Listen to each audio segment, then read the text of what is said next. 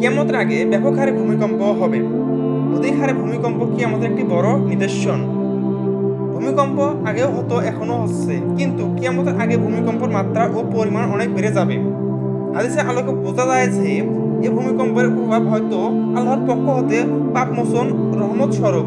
যেমন আবু মুসা আশআরী রাদিয়াল্লাহু আনহু থেকে বর্ণিত, নবী করিম সাল্লাল্লাহু আলাইহি সাল্লাম বলেছেন, আমার উম্মত অনুগ্রহপ্রাপ্ত উম্মত, আখিরাতে তাদের কোনো শাস্তি নেই। ব্যাপক হত্যাকাণ্ড, অধিক ভূমিকম্প ও ফিতনা সমূহের মাধ্যমে তাদের শাস্তি পর্ব দুনিয়াতেই শেষ হয়ে যাবে।